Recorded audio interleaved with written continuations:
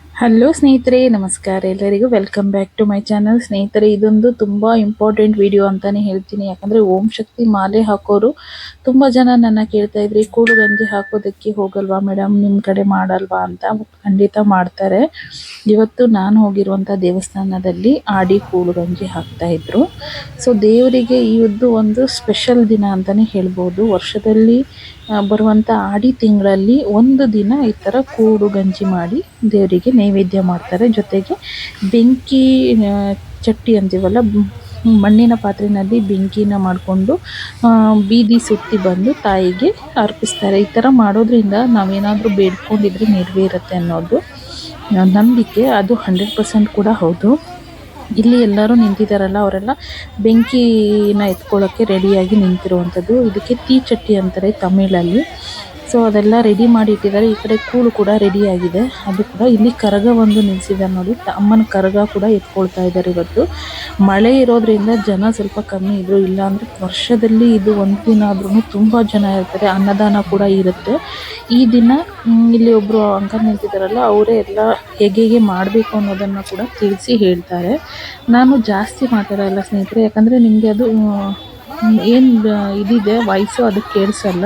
ಅದಕ್ಕೋಸ್ಕರ ಅವರು ಮೂಲ ಮಂತ್ರನ ಓದ್ತಾ ಇದ್ದಾರೆ, ಅದನ್ನು ಕೂಡ ನೋಡ್ಕೊಳ್ಳಿ. ಇಲ್ಲಿ ನೋಡಿ ಗಂಜಿ ಏನಿದೆ ಅದನ್ನು ಯಾರ್ಯಾರು ಎತ್ಕೊಂಡು ಹೋಗ್ತಾರೋ ಅದೆಲ್ಲ ತೊಗೊಂಬಂದು ಇಲ್ಲಿಟ್ಟು ಕರಗದ ಮುಂದೆ ಪೂಜೆ ಮಾಡಿ ಎಲ್ಲರಿಗೂ ಬೆಂಕಿ ಇದನ್ನು ಎತ್ತಿ ಕೊಟ್ಟಿದ್ದಾದಮೇಲೆ ಕೂಳನ್ನು ಕೂಡ ಎತ್ಕೊಳ್ತಾರೆ. ಹಾಗೆ ಈ ಬೆಂಕಿ ಎತ್ಕೊಳ್ಳೋರು ಹಾಗೆ ಕೂಳನ್ನು ಎತ್ಕೊಳ್ಳೋರಿಗೆ ಈ ಥರ ಅರಿಶಿನ ಹಚ್ತಾರೆ. ಅರಿಶಿನ ಹಚ್ಚಿದಾದ್ಮೇಲೆ ಬಿಡೋದು. ಇಲ್ಲಿ ಇವಾಗ ಅರಿಶಿನ ಹಚ್ತಾ ಇದ್ದಾರಲ್ಲ, ಅವರು ಕರಗನ ಎತ್ಕೊಳ್ತಾ ಇದ್ದಾರೆ. ಅದಕ್ಕೋಸ್ಕರ ಅವ್ರಿಗೆ ಸ್ವಲ್ಪ ಸ್ಪೆಷಲಾಗಿ ಮಾಡ್ತಾರೆ. ಮಾಲೆ ಎಲ್ಲ ಹಾಕಿ ಬೇಡ್ಕೊಳ್ತಾರೆ. ಮುಂಚೆ ಈ ವರ್ಷ ಬೇಡ್ಕೊತಾರಲ್ವ, ನೆಕ್ಸ್ಟ್ ಇಯರ್ ಒಳಗಡೆ ನನಗೆ ಇಂಥ ಒಂದು ಕೆಲಸ ಆದರೆ ನಾನು ತೀಚಟ್ಟಿ ಎತ್ಕೊಳ್ತೀನಿ ಅಂತ ಬೇಡ್ಕೊಂಡಿರ್ತಾರೆ. ಅಂಥವ್ರು ನೆರವೇರಿರೋರು ಮಾತ್ರ ಈ ಥರ ಮಾಡ್ತಾರೆ. ತುಂಬ ಜನ ಮುಂಚಿತವಾಗಿ ಮಾಡ್ತಾರೆ. ತಾಯಿ, ನಾನು ಹಿಂಗೆ ತೀಚಟ್ಟಿನ ಎತ್ಕೊಂಡಿದ್ದೀನಿ, ನನಗೆ ಇದೊಂದು ನೆರವೇರಿಸ್ಬೇಕು ಅನ್ನೋ ಥರ ತಾಯಿಯಲ್ಲಿ ಮೊರೆ ಕೂಡ ಹೋಗ್ತಾರೆ. ಇಲ್ಲಿ ಒಂದಿಬ್ಬರು ಜನ ಮಕ್ಕಳಿಗೋಸ್ಕರ ಬೇಡ್ಕೊಂಡಿರೋರು ಇದ್ದಾರೆ. ಸಂತಾನ ಭಾಗ್ಯ ಆಗದೇ ಇರೋರು ತಾಯಿಯಲ್ಲಿ ಬೇಡ್ಕೊತಾರೆ. ಹಾಗೆ ತುಂಬ ಜನ ನನ್ನ ಕೇಳಿದ್ರು, ಓಂ ಶಕ್ತಿ ತಾಯಿಗೆ ಯಾವ ರೀತಿಯಲ್ಲಿ ನೀವು ಮುಡಿಪನ್ನು ಕಟ್ತಾ ಇದ್ದೀರಾ, ಅದನ್ನು ತೋರಿಸಿ ಅಂತ. ಈ ದಿನದಲ್ಲೂ ಕೂಡ ಕಟ್ತಾರೆ. ಅದು ಸ್ಪೆಷಲ್ಲಾಗಿ ಅಮಾವಾಸ್ಯೆ ಹುಣ್ಣಿಮೆಗಳಲ್ಲಿ ಕಟ್ಟಿದರೆ ತಾಯಿಗೆ ಬೇಗ ಮುಟ್ಟುತ್ತೆ ಅನ್ನೋದು ನಂಬಿಕೆ. ನೆಕ್ಸ್ಟ್ ಯಾವಾಗಾದರೂ ಆ ಥರ ಕಟ್ಟೋರಿದ್ದರೆ ನಾನು ನಿಮಗೆ ತೋರಿಸ್ತೀನಿ, ಅಥವಾ ನಾನು ಹೋದಾಗ ಅಲ್ಲಿ ಗುರುಶಕ್ತಿಗಳು ಯಾರು ಇರ್ತಾರಲ್ಲ ಅವ್ರ ಹತ್ರ ಕೇಳಿ ಹೇಳಿಸ್ತೀನಿ. ಯಾವ ರೀತಿ ಮಾಡಬೇಕು ಅನ್ನೋದನ್ನು ತಿಳ್ಕೊಂಡು ಆಮೇಲೆ ನಿಮಗೆ ಕ್ಲಿಯರಾಗಿ ತಿಳಿಸ್ತೀನಿ. ನಾನು ಹಿಂದೆ ವಿಡಿಯೋದಲ್ಲಿ ತಿಳಿಸಿದ್ದೀನಿ, ಆದರೆ ಇನ್ನೊಂದು ಸಲ ಕನ್ಫರ್ಮ್ ಮಾಡಿಕೊಂಡು ನಿಮಗೆ ತಿಳಿಸ್ತೀನಿ, ಆಯಿತಾ ಸ್ನೇಹಿತರೆ. ಹೊಸದಾಗಿ ನನ್ನ ಚಾನಲ್ನ ನೋಡ್ತಾ ಇರೋರಾದರೆ ಪ್ಲೀಸ್ ಚಾನಲ್ನ ಸಬ್ಸ್ಕ್ರೈಬ್ ಮಾಡ್ಕೊಳ್ಳಿ. ಹಾಗೆ ಪಕ್ಕದಲ್ಲಿರುವಂಥ ಬೆಲ್ ಐಕಾನ್ನ ಕ್ಲಿಕ್ ಮಾಡಿ. ನಾನು ಹಾಕೋ ಎಲ್ಲ ವೀಡಿಯೋಸು ನಿಮಗೆ ನೋಟಿಫಿಕೇಷನ್ ಬರುತ್ತೆ. ವಿಡಿಯೋ ಎಲ್ಲನೂ ಮಿಸ್ ಮಾಡಿದ್ರೆ ನೋಡ್ಬೋದು. ಇಲ್ಲಿ ನೋಡಿ, ಇವಾಗ ಕರಗ ಪೂಜೆ ಎಲ್ಲ ಮಾಡಿದಾದ್ಮೇಲೆ ಎತ್ಕೊಳ್ಬೇಕು. ಹಾಗಾಗಿ ಕೈಯಲ್ಲಿ ಬೇವಿನ ಎಲೆಯನ್ನು ಇಟ್ಕೊಳ್ತಾರೆ. ಬೇವಿನ ಎಲೆ ತುಂಬ ಮುಖ್ಯವಾಗಿರುವಂಥದ್ದು. ಯಾಕಂದರೆ ಓಂ ಶಕ್ತಿ ಮಾಲೆ ಹಾಕೋರಿಗೆ ಎಲ್ಲರಿಗೂ ಗೊತ್ತಿರುತ್ತೆ. ಕೈಯಲ್ಲಿ ಬೇವಿನ ಎಲೆನ ಹಿಡ್ಕೊಂಡು ನಂತರ ಬೆಂಕಿ ಪಾತ್ರೆನ ಎತ್ಕೊಳ್ತಾರೆ.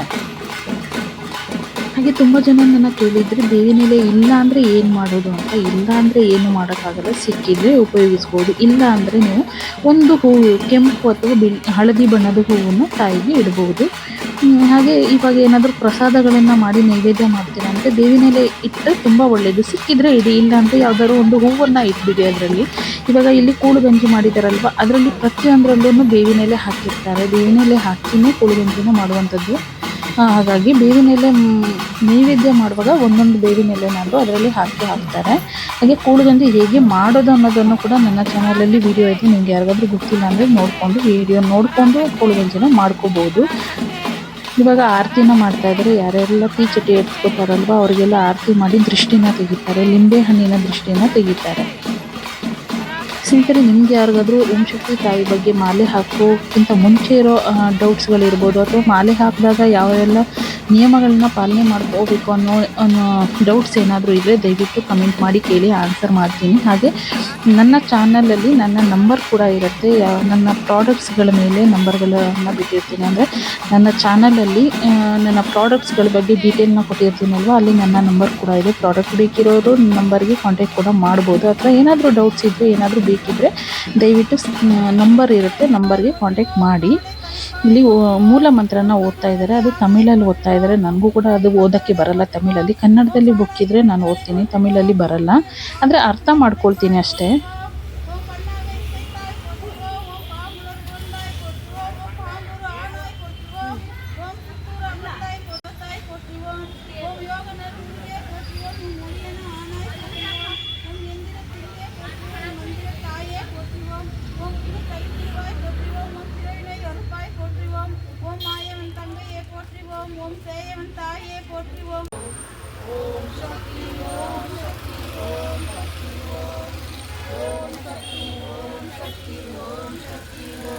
ಮೂಲ ಮಂತ್ರನ ಓದಿದಾದ್ಮೇಲೆ ಇನ್ನೊಂದ್ಸಲ ಆ ಮಂಗಳಾರತಿನ ಮಾಡ್ತಾ ಇದ್ದಾರೆ. ಕರ್ಗಕ್ಕೆ ಹಾಗೆ ಕೂಳುಗಂಜಿ ಪಾತ್ರೆಗೆ ಜೊತೆಗೆ ತೀಚಟಿ ಪಾತ್ರೆಗೆ ಇದಕ್ಕೆಲ್ಲದಕ್ಕೂ ಮಂಗಳಾರತಿ ಮಾಡಿಬಿಟ್ಟು ಎಲ್ಲ ಶಕ್ತಿಗಳಿಗೂ ಆ ಆರತಿನ ಕೊಟ್ಬಿಟ್ಟು ನಂತರ ಎಲ್ಲರಿಗೂ ತೀಚಟಿ ಪಾತ್ರೆನ ಎತ್ಕೊಡ್ತಾ ಇದ್ದಾರೆ.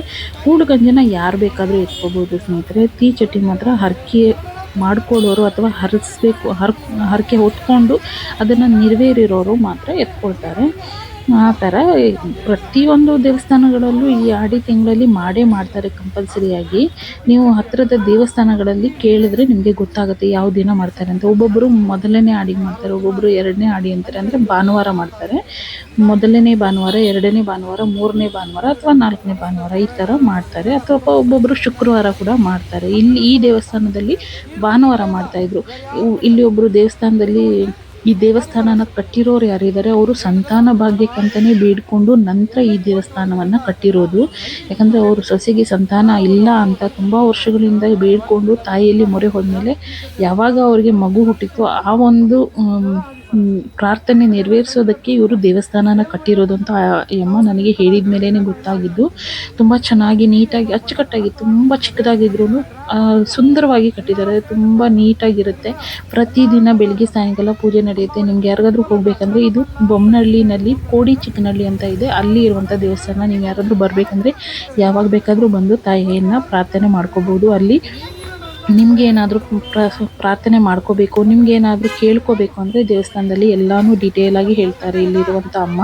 ಹಾಗೆ ನಿಮ್ಗೇನಾದರೂ ಇಲ್ಲಿ ಮುಡಿಪು ಕಾಸನ್ನ ಕಟ್ಟಬೇಕು ಅಂದರೆ ಅಮಾವಾಸ್ಯೆ ಅಥವಾ ಪೌರ್ಣಮಿಗಳಲ್ಲಿ ಸಾಯಂಕಾಲ ಬಂದರೆ ಸಾಕು. ಸಾಯಂಕಾಲ ಬಂದು ಒಂದು ಹಳದಿ ಬಣ್ಣದ ಬಟ್ಟೆ ಹಾಗೆ ನಿಮ್ಮ ಕೈಯಲ್ಲಾದಷ್ಟು ದುಡ್ಡು 11 ರೂಪಾಯಿ ಇರ್ಬೋದು, 21 ರೂಪಾಯಿ ಇರ್ಬೋದು ಅಥವಾ 101 ರೂಪಾಯಿ ನಿಮ್ಮ ಇಷ್ಟ ಎಷ್ಟಾದರೂ ತೊಗೊಬಂದು ಇಲ್ಲಿ ಕಟ್ಬೋದು. ಕಟ್ಬಿಟ್ಟು ತಾಯಿಯನ್ನು ಹರಿಸ್ಕೊಂಡ್ರೆ ಕೇಳಿಕೊಂಡ್ರೆ ನಿಮಗೆ ಆದಷ್ಟು ಬೇಗ ನೀವು ಕೇಳ್ಕೊಂಡಿರುವಂಥ ಕೆಲಸ ಆಗುತ್ತೆ. ಮುಡಿಪು ಅನ್ನೋದು ಬರೀ ಸಂತಾನ ಭಾಗ್ಯಕ್ಕಷ್ಟೇ ಅಲ್ಲ ಸ್ನೇಹಿತರೆ, ಯಾವ ಒಂದು ಕೆಲಸಕ್ಕಾದ್ರೂ ಬೇಡ್ಕೋಬೋದು. ನೋಡಿ ಇಲ್ಲಿ ಇವರು ಇವಾಗ ಕರಗನ ಎತ್ಕೊಳ್ತಾ ಇದ್ದಾರೆ. ಮಾಲೆ ಹಾಕಿದಾರಲ್ಲ ಅವರು ಕರಗನ ಎತ್ಕೊಳ್ತಾ ಇದ್ದಾರೆ.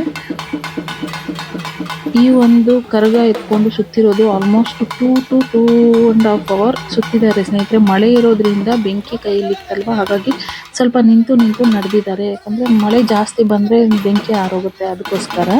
ತುಂಬ ಮಳೆ ಇತ್ತು ಭಾನುವಾರ, ಹಾಗಾಗಿ ಭಾನುವಾರನೇ ಇದು ಕೂಳುಗಂಜಿ ಹಾಕಿರುವಂಥದ್ದು.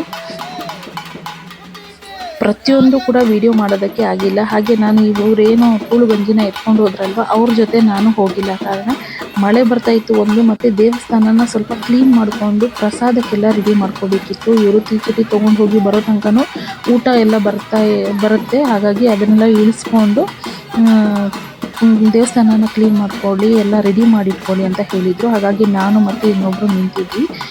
ಮಿಕ್ಕಿದವರೆಲ್ಲರೂ ತೀಚಟಿನ ಎತ್ಕೊಂಡು ಹೋಗಿದ್ರು. ಇವರಿಗೆ ಆಡಕ್ಕೆ ಹೇಳ್ತಾರೆ ಈ ಥರ ಮೈ ಮೇಲೆ ತಾಯಿನ ಬರ ಮಾಡಿಕೊಂಡು ನಂತರ ಕರಗನ ಎತ್ಕೊಳ್ಬೇಕು ಅಂತ. ಅವ್ರು ಅದಕ್ಕೇ ಟ್ರೈ ಮಾಡ್ತಾಯಿದ್ದಾರೆ ತಾಯಿ ಬರಬೇಕಂತ. ಬರುತ್ತೆ, ಆದರೆ ಅಷ್ಟು ಬೇಗ ಅಂತಲೂ ಹೇಳೋಕ್ಕಾಗಲ್ಲ, ಲೇಟ್ ಅಂತಲೂ ಹೇಳೋಕ್ಕಾಗಲ್ಲ. ಈ ಥರ ತ್ರಿಶೂಲ ಕೂಡ ಇದೆ. ತ್ರಿಶೂಲನ ಎತ್ಕೊಂಡು ನಂತರ ಕರಗನ ಎತ್ಕೊಳ್ಬೇಕು. ಅಷ್ಟು ಸುಲಭದ ಮಾತಲ್ಲ ಸ್ನೇಹಿತರೆ. ಯಾಕಂದರೆ 2 ಅವರ್ 3 ಅವರ್ ತಲೆ ಮೇಲೆ ಕರಗ ಎತ್ಕೊಂಡು ಸುತ್ತಬೇಕು ಅಂದರೆ ಅದು ತುಂಬ ಕಷ್ಟ ಕೂಡ ಹೌದು. ಆದರೆ ತಾಯಿ ಮೈ ಮೇಲೆ ಬಂದರೆ ಮಾತ್ರ ಇದು ಸಾಧ್ಯ ಅಂತ. ತಾಯಿ ಮೈ ಮೇಲೆ ಬರೋದಕ್ಕೋಸ್ಕರ ಆಡು ಅಂತ ಹೇಳ್ತಾರೆ. ಆ ಥರ ಮಾಡಿದ್ರೆ ಬರುತ್ತೆ ಅಂತ. ಇವಾಗ ನೋಡಿ ಕರೆಕ್ಟಾಗಿ ತೀಚಟಿ ಎತ್ಕೊಂಡಿದ್ದ ತಕ್ಷಣ ಮಳೆ ಸ್ಟಾರ್ಟ್ ಆಯಿತು ಜೋರಾಗಿ. ತುಂಬ ಜೋರಾಗಿ ಕೂಡ ಮಳೆ ಬರ್ತಾಯಿತ್ತು. ಪಾಪ ಬೆಂಕಿ ಆರೋಗುತ್ತೆ ಅಂತ ಅವ್ರ ಜೊತೆ ಒಬ್ಬೊಬ್ಬರು ಕೊಡೆನ ಹಿಡ್ಕೊಂಡು ಹೋಗಿದ್ದಾರೆ. ಓಂ ಶಕ್ತಿ ತಾಯಿಗೆ ಮಾಲೆ ಹಾಕೋದು ಒಂಥರ ಹಬ್ಬ ಆದರೆ ಇದು ಒಂಥರ ಹಬ್ಬನೇ ಸ್ನೇಹಿತರೆ. ಯಾಕಂದರೆ ಅಷ್ಟು ಜನ ನೋಡಿ ಅದೇ ಥರ ಬಟ್ಟೆಗಳನ್ನ ಧರಿಸ್ಕೊಂಡು ಬಂದಿದ್ದಾರೆ. ಕೆಂಪು ಬಣ್ಣದ ಬಟ್ಟೆನೇ ಹಾಕೊಂಡು ಬರಬೇಕು, ಹಾಗೆ ಇದೇ ಥರ ಮಡಿನಲ್ಲಿ ಇರಬೇಕು ಅಂತ ಹೇಳಿರ್ತಾರೆ. ಅದೇ ರೀತಿನಲ್ಲಿ ಇದ್ದು ತಾಯಿಗೆ ಸೇವೆಯನ್ನು ಸಲ್ಲಿಸೋದಕ್ಕೆ ಬಂದಿರ್ತಾರೆ. ಯಾವ ರೀತಿ ನಾವು ಮಾಲೆ ಹಾಕುವಾಗ ಕ್ರಮ ನಿಯಮಗಳನ್ನ ಪಾಲನೆ ಮಾಡ್ತೀನಲ್ವ, ಅದೇ ಥರ ಮಾಡಿಕೊಂಡು ಬಂದಿರ್ತಾರೆ. ಯಾವುದೇ ಥರ ಚೇಂಜಸ್ ಇರಲ್ಲ. ತುಂಬ ಕಟ್ಟುನಿಟ್ಟಾಗಿ ಇದ್ದವ್ರಿಗೆ ಗೊತ್ತಿರುತ್ತೆ. ತುಂಬ ಗೊತ್ತಿಲ್ಲ ಅನ್ನೋರು ಯಾರ ಹತ್ರನಾದ್ರು ಕೇಳಿ ತಿಳ್ಕೊಳ್ಳಿ, ಪರವಾಗಿಲ್ಲ. ಎಲ್ಲರೂ ಹೇಳ್ಕೊಡ್ತಾರೆ, ಯಾರೂ ತಪ್ಪಾಗಿ ಏನೂ ಹೇಳ್ಕೊಡಲ್ಲ. ಕೇಳಿ ತಿಳ್ಕೊಂಡು ಮಾಡೋದು ತುಂಬ ಒಳ್ಳೆಯದು, ಅದಕ್ಕಾಗಿ ಹೇಳ್ತಾ ಇದ್ದೀನಿ. ಎಲ್ಲರೂ ತಲೆ ಮೇಲೆ ಕೂಡುಗಂಜಿನ ಎತ್ಕೊಂಡು ಹೊರಟರು. ಜೊತೆಗೆ ತೀಚಟ್ಟಿಯವರು ಮುಂದೆ ಇರಬೇಕು, ನಂತರ ಕೂಡುಗಂಜಿ ಹಿಂದೆ ಇರಬೇಕು, ಅದಕ್ಕಿಂತ ಮುಂದೆ ಕರಗ ಇರಬೇಕು ಅಂತ ಹೇಳಿದರು. ಹಾಗಾಗಿ ಅದೇ ರೀತಿಯಲ್ಲಿ ಹೊರಡ್ತಾ ಇದ್ದಾರೆ. ಹಾಗೆ ದೇವಸ್ಥಾನದಲ್ಲಿ ಕೂಡ 2 ಅಥವಾ 3 ಗಂಜಿ ಪಾತ್ರೆನ ಇಟ್ಟಿರ್ತಾರೆ. ಇವರೇನು ಸುತ್ತು ಬರೋ ತನಕನೂ ಆ ಗಂಜಿನ ಅವ್ರ ಎದುರಿಗೆ ಹೋಗಿ ನಿಂತ್ಕೊಂಡು ಅವ್ರನ್ನ ಕರ್ಕೊಂಡು ಬರಬೇಕು. ಅದೆಲ್ಲ ಮಾಡಿದ್ದೀನಿ, ಆದರೆ ಅದನ್ನು ವೀಡಿಯೋ ಮಾಡೋದಕ್ಕೆ ಯಾರೂ ಇರಲಿಲ್ಲ. ನಾನು ಒಬ್ಬಳೇ ಹೋಗಿದ್ದೆ ನಮ್ಮ ಮನೆಯಿಂದ ದೇವಸ್ಥಾನಕ್ಕೆ. ಸೊ ನನಗೆ ಯಾರ ಹತ್ರನೂ ಕೊಟ್ಟು ವೀಡಿಯೋ ಮಾಡಿ ಅಂದ್ರೂ ಅವ್ರು ಮಾಡೋಷ್ಟು ಪೇಷನ್ಸ್ ಅವ್ರಿಗೆ ಇರಲಿಲ್ಲ. ಮಳೆಯಲ್ಲಿ ತುಂಬ ಜನ ನೆನ್ಕೊಂಡಿದ್ರು. ಅದಕ್ಕಾಗಿ ನಾನೇ ನನ್ನಲ್ಲಿ ಆದಷ್ಟು ಪೂಜೆಗಳಲ್ಲಿ ಸಹಾಯ ಮಾಡಿಕೊಂಡು ಆದಷ್ಟು ನಾನು ವೀಡಿಯೋನ ಮಾಡ್ಕೊಂಡಿದ್ದೀನಿ. ನಾನು ಕೂಡ ಮಳೆಯಲ್ಲಿ ನೆನ್ಕೊಂಡ್ಬಿಟ್ಟಿದ್ದೆ ತುಂಬ. ಹಾಗಾಗಿ ಅನಂತರ ನಾನೇನು ಕೂಡುಗಂಜಿನ ಎತ್ಕೊಂಡಿದ್ದೆ ಅದೆಲ್ಲನೂ ವೀಡಿಯೋ ಮಾಡೋದಕ್ಕೆ ಆಗಿಲ್ಲ ನನ್ನಿಂದ. ಸ್ನೇಹಿತರೆ, ಈ ವಿಡಿಯೋ ನೋಡಿದ ಮೇಲೆ ನಿಮಗೇನಾದರೂ ಡೌಟ್ಸ್ ಇದ್ದರೆ ಅಥವಾ ಏನಾದರೂ ಕೇಳಬೇಕು ಅಂದ್ಕೊಂಡಿದ್ರೆ ದಯವಿಟ್ಟು ಕಮೆಂಟ್ ಮಾಡಿ ಕೇಳ್ಬೋದು. ನನಗೆ ಗೊತ್ತಿರೋದನ್ನು ನಾನು ತಿಳಿಸ್ಕೊಳ್ಳೋಕ್ಕೆ ಪ್ರಯತ್ನ ಮಾಡ್ತೀನಿ ಅಷ್ಟೇ. ಇವಾಗ ಇದನ್ನು ತೊಗೊಂಡು ಈ ಕಡೆಯಿಂದ ನಡೀತಾರೆ. ದೇವಸ್ಥಾನಕ್ಕೆ ಒಂದು ಸುತ್ಕೊಂಡು ಬರಬೇಕು ಅಷ್ಟೇ. ಅದು ಸುತ್ಕೊಂಡು ಬರೋದಕ್ಕೆ ತುಂಬ ಲಾಂಗ್ ಹೋಗಬೇಕಿತ್ತು. ರೋಡು ತುಂಬ ದೂರ ಇದೆ. ಹಾಗಾಗಿ 2 ಅವರ್ ಆಗಿದೆ ಅವರಿಗೆ ಸುತ್ಕೊಂಡು ಬರೋದಕ್ಕೆ.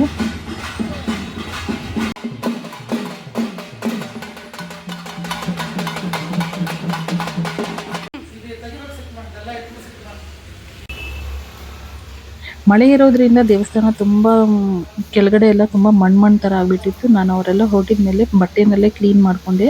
ಹಾಗೆ ಮತ್ತೆ ಕೂಳುಗಂಜಿ ಕೂಡ ಇದೆ. ತುಂಬ ಜನ ಮನೆಗಳಿಗೆ ಎತ್ಕೊಂಡು ಹೋಗ್ತಾರೆ, ಹಾಗಾಗಿ ಸ್ವಲ್ಪ ಜಾಸ್ತಿ ಪ್ರಮಾಣದಲ್ಲಿ ಮಾಡಿದರು.